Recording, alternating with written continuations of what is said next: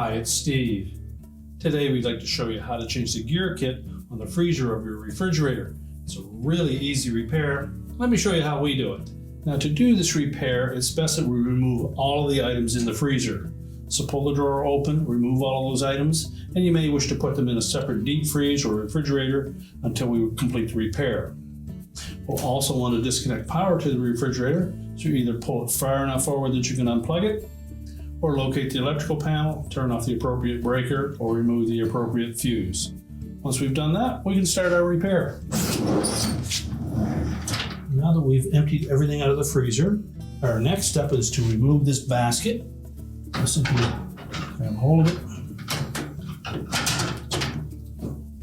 lift it out, and set that aside. Now we'll also need to remove the complete freezer door front panel completely away from that refrigerator. It makes it easier to access the part. So our first step is to remove these trim pieces on the side. There are two plastic locking tabs on each one. Simply pull those back, lift up gently, lift those covers off, and then we'll set those aside. Now to remove that freezer door assembly, the mounting brackets sit into some notches on the drawer slides.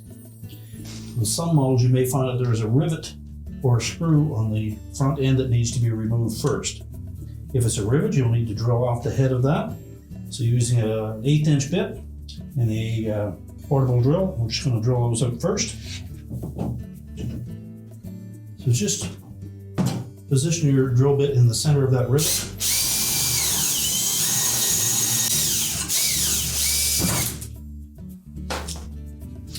Once we've drilled right through, we'll repeat that procedure on the opposite side.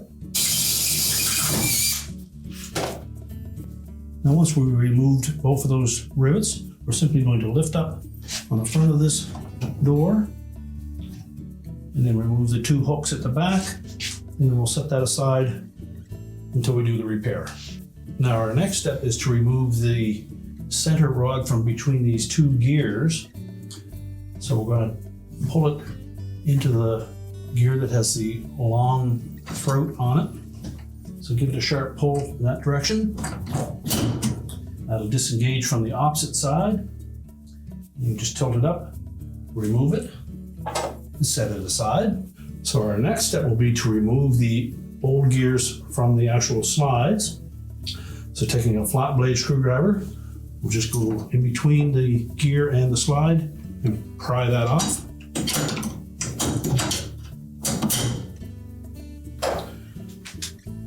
Well, that will expose the bushing that the gear actually fits into. So we'll need to pry that off as well.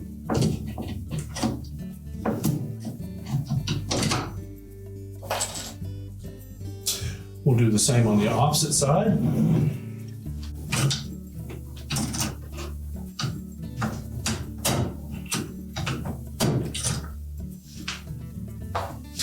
And then remove that bushing as well.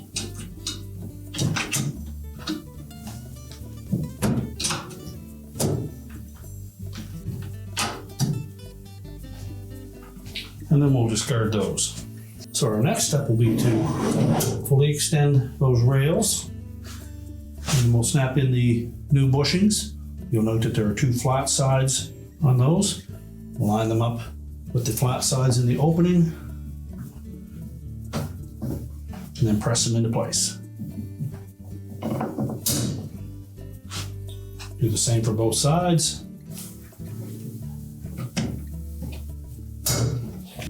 Now when installing the new gears, we'll take note that there are some cut teeth on two sides of that gear. There's 4 cut teeth on each side, and we need to position those when we snap that gear into that bushing so that the first cut tooth lines up in the first slotted opening on that track.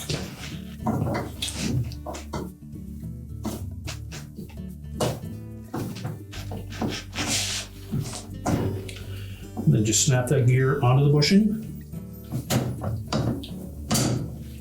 Do the same on the opposite side. Again, it has 2 sets of cut teeth.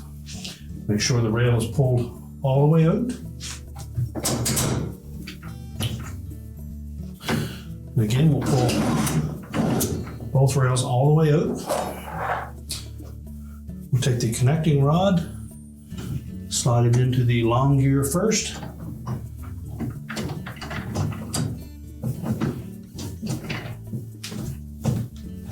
And into the short one on the other side. And then now we're ready to reinstall the drawer front. Now when reinstalling that door assembly, we want to make sure that we engage these hooks on the end of those side brackets into these slotted openings near the rear of the slide. We need to engage both sides, and then there's another tab up closer to the front that will fit into that notch in the front of the slide.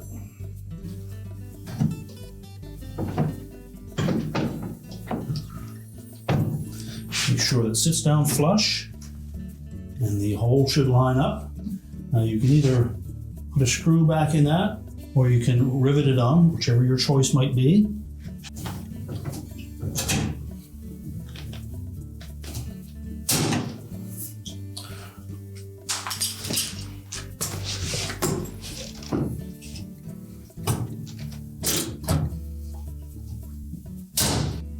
So next we'll put the covers in place. Line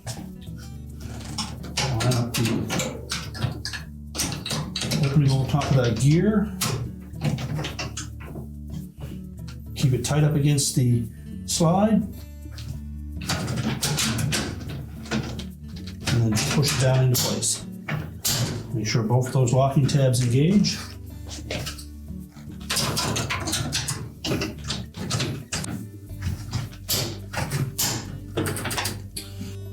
Now we're ready to put that lower basket in. The tapered end in first.